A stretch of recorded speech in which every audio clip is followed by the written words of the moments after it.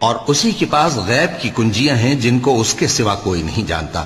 اور اسے جنگلوں اور دریاؤں کی سب چیزوں کا علم ہے، اور کوئی پتا نہیں جھڑتا مگر وہ اس کو جانتا ہے، اور زمین کے اندھیروں میں کوئی دانہ اور کوئی ہری یا سوکھی چیز نہیں ہے مگر کتاب روشن میں لکھی ہوئی ہے۔